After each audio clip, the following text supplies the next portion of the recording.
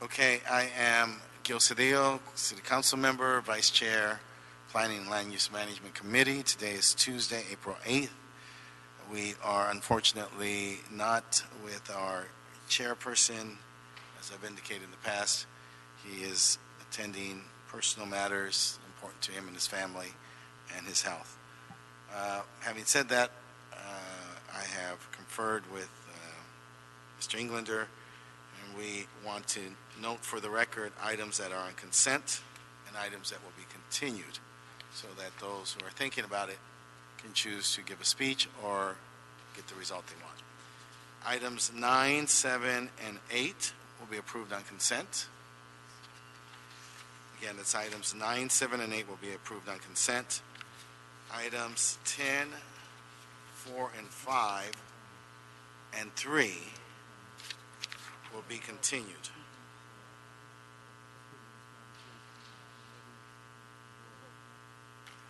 That's items 10, 4, 5, and 3 will be continued. That's all right? Terry Kaufman, Macias City Attorney's Office. Are those being continued to a date certain or just continued? I think they're all indefinite. Let me review this. Mr. Chair. Yes, there are some dates certain, and I'll read that in the record. Item 10 will be continued until April 29th. Got that? Item 4 until May 6th. Item 5 will be continued indefinitely. And item 3 will be continued at the pleasure of the chair, who requested that matter to be brought before him.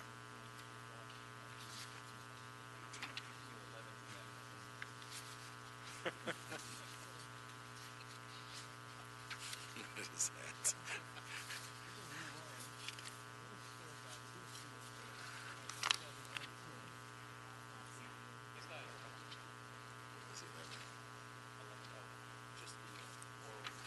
Oh, yeah.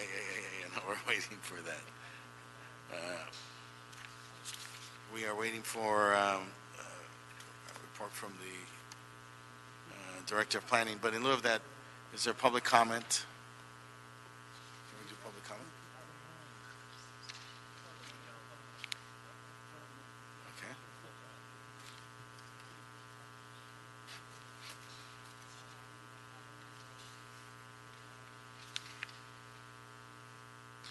Okay, are the nominees here for the mayor's nominees? Yes? Okay, we are very excited to have Ms. Daphne Brogdon, CD10 resident, nominated for the Central Los Angeles Area Planning Commission. Actress, radio and TV producer, small business person, board member, vice president, member of Team Garcetti, TV host for Daphne Food Network, and also with shows on Discovery, FX, TV Guide channels. Congratulations. Thank you for joining us, and thank you for your commitment to public service. Well, thank you. And my commitment was tested last night as my neighborhood council was at the LAPD station when Yes. under the gunfire. And as I was crouching and hiding, I thought, maybe I volunteer too much. So anyway, it had a positive outcome. So I might be a little funny today because of it. But anyway, I really wanted to do this because I'm very committed to the city. I'm a native Angelino. My father was involved in local politics, and I also head of the landscaping of my daughter's school, where I'm really committed to bringing as little as, even if it's just a little bit of green to the kids, and having them feel that, you know, the urban kids, that what we had, that they can feel like they're involved in it, so that they're around nature. The balancing of, obviously, as a business owner, I know, you know, sometimes you don't want to have restrictions, yet at the same time they're needed so it fits into the community. So I don't know if there's anything particular you want to ask me. No, that was a horrible incident yesterday, and I'm glad that you came back. And I applaud the mayor, because I think it's important that we bring people who have the experiences of trying to do a business or do a project with LAUSD, those efforts can be frustrating, and it's important that we have people who have been on that side, on the commissions, being the decision makers, because then they have that sensitivity and those experiences to guide their decision. Right, and as you know, so often when you want change can be very incremental and very small, but those can be great wins. Like getting on a stop sign a block from my house, I feel very proud of that. I'm happy to move your nomination, Mr. Englander. Thank you. And that was a rather horrific experience from everything I've heard about last night as well. And a shooting at a police station, the one place you would absolutely feel the safest. Yeah. And I heard some of the tales of what happened. As the chair of public safety and as reserve LAPD officer, I also get notified as events were unfolding. My phone was ringing off the hook. So I can't imagine how horrific that has been. So I'm glad that that you're here and nobody else from the public was injured. Yes. Prayers certainly go to the officer that's Yes, the like you're police were doing better. wonderful to us, too.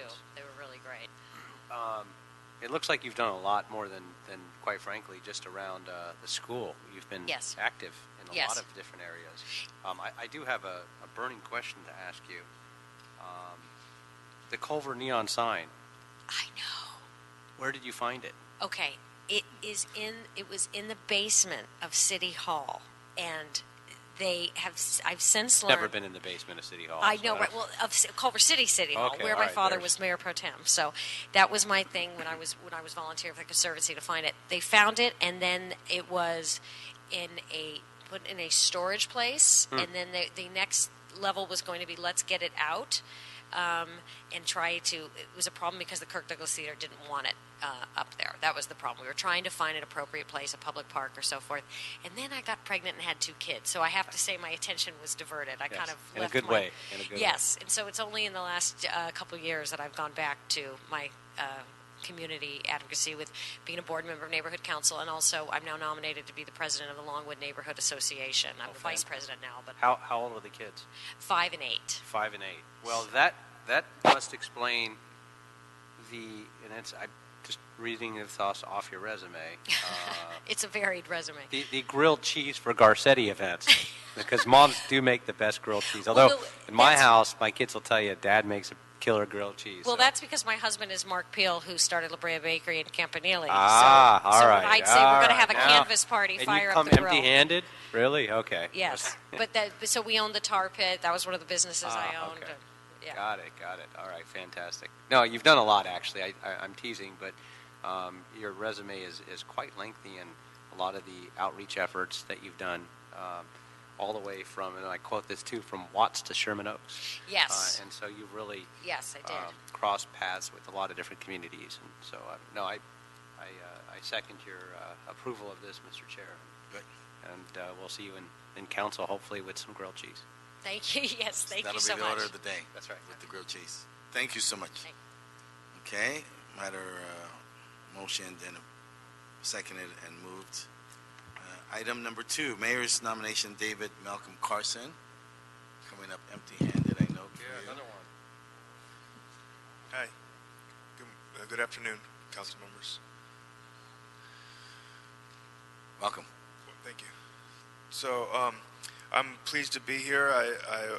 I've spent I was a Via Rugosa appointee to the Transportation Commission, and I spent 7 years here at City Hall dealing with all kinds of transportation issues in the city as a commissioner, and I found that to be a very rewarding and interesting and good experience. So I'm very excited about continuing to serve the city in the role of a commissioner.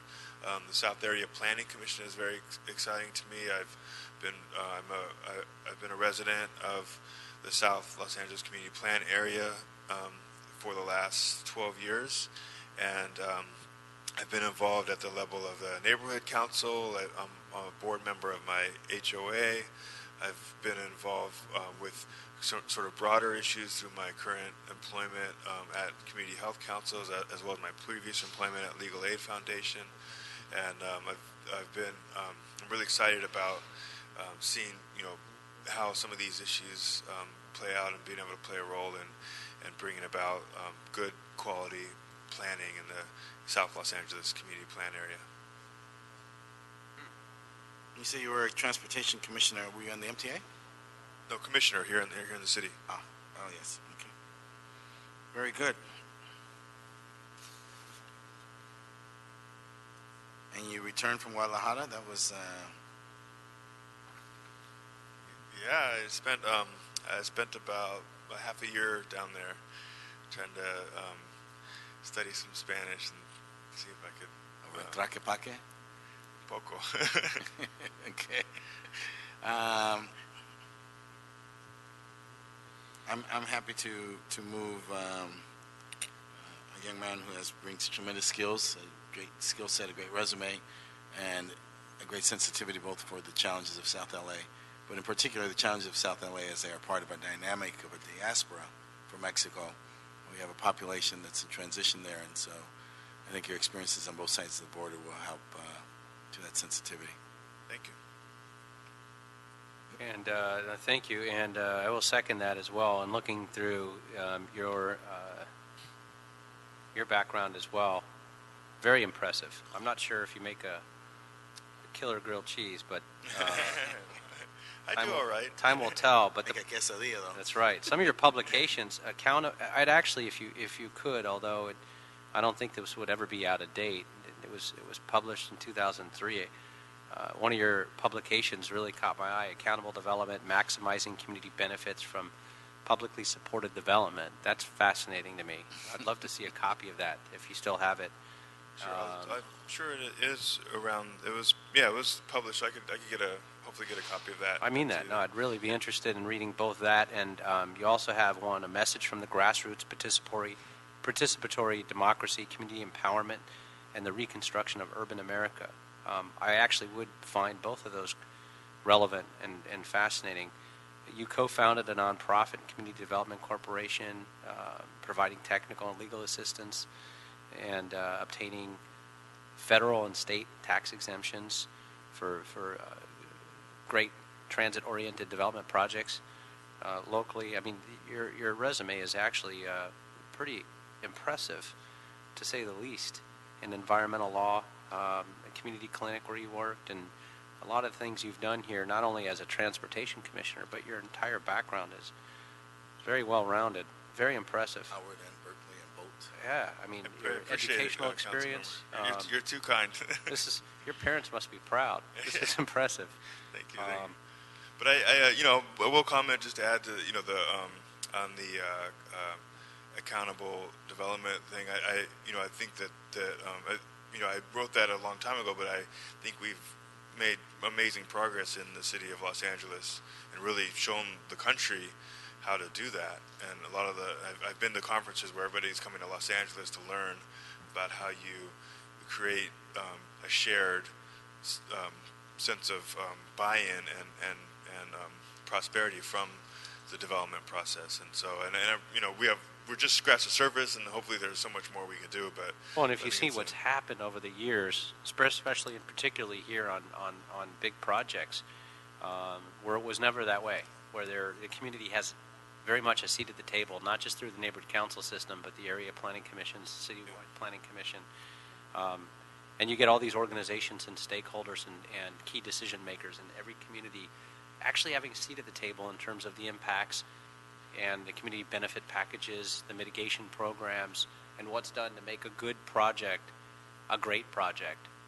We just recently had literally a $1 billion project come through these chambers that we just approved in the San Fernando Valley. And when it was first initiated, everybody out there was against it. No one stood up here.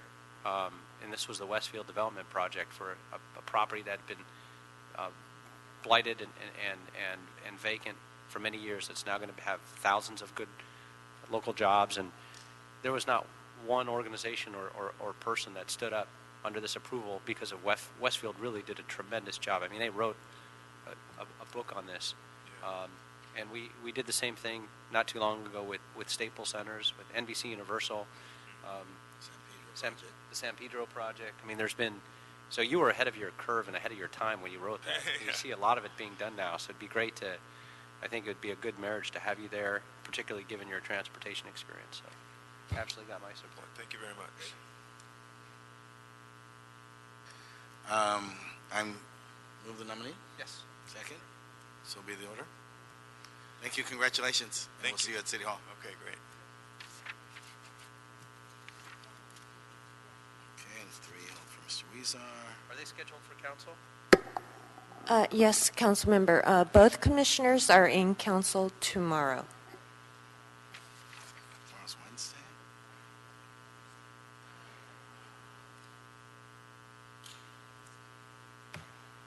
CD3, you ready for this one, number item 6? Okay, we have item 6 before us. A report from staff. Yes, sir. Good afternoon, council members. Tom Glick, City Planning Department. How are you today? What you have before you today is the Warner Center Signage District, which would be the 9th signage district within the City of Los Angeles adopted by the council. It would be the 2nd signage district that would be initiated by the city. The other signage districts were from private developments, but this would be the 2nd one that was initiated by the city itself. And it is an extension of the specific plan that was adopted by City Council in October of last year. The signage district was transmitted by the city attorney in January of this year, and it is consistent with the City Planning Commission action from November of 2012. The district includes a map establishing the boundaries, so that would be a separate ordinance map, or would be part of the actual signage district ordinance. It also includes a new zoning ordinance that would include the signage district designation on each zone property within Warner Center. That's it. Thank you. Okay. Any, do we have speaker cards on that?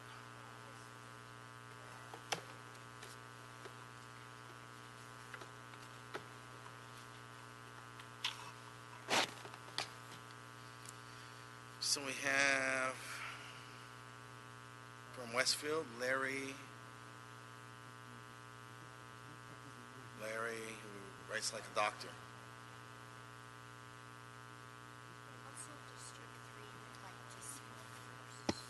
Okay, I'm sorry. Cesar Diaz, por favor, Council District 3. Good afternoon, Councilmember Cedillo, Councilmember Englander. It's great to be here again in this chamber. We were here several months ago when you guys adopted the Warner Center specific plan. The Councilmember of Blumenfield came in. The sign ordinance is coming out of that plan itself.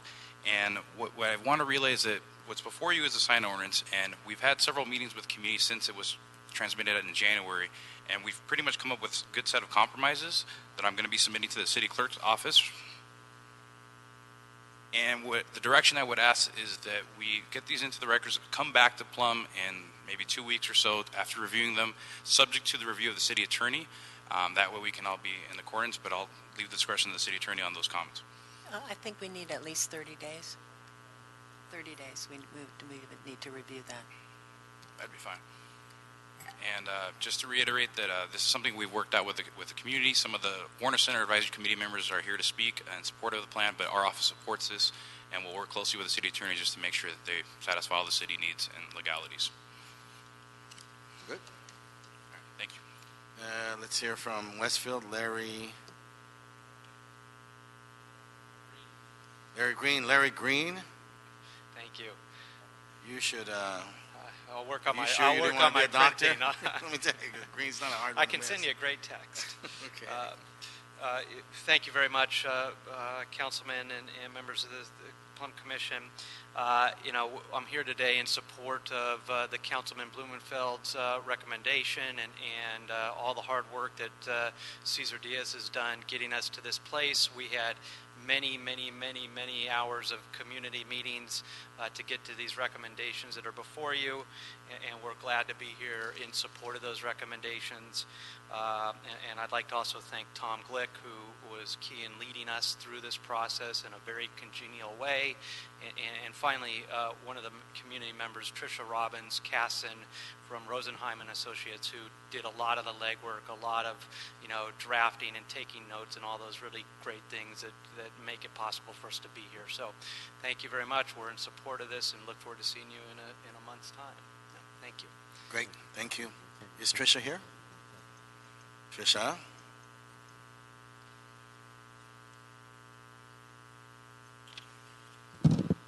Good afternoon. Tricia Robbins Casson, Rosenheim and Associates. Again, thank you to the Planning Department, to Tom Glick in particular. He's worked very, very hard on this plan. And thank you to the City Attorney, Michael Bostrom, for all the work he's done in reviewing everything. And I'm here representing actually the Warner Center Association. They are an organization of large landholders and large employers in Warner Center, and they've been working on the community with the community for over 30 years. They worked with, well, I should say, the Warner Center plan was a very collaborative plan. Councilmember Zine appointed a community advisory committee, which several of our members participated on, and Councilmember Blumenfield has continued that as he ushered the plan home. This is one of the last issues from it, and we worked with the Planning Department on it and feel that the document that you have before you makes the changes that need to be made to the document, and that it is a good sign ordinance for Warner Center. Thank you very much. Thank you. So, we're coming back in a month? Is that the plan, the order? Okay.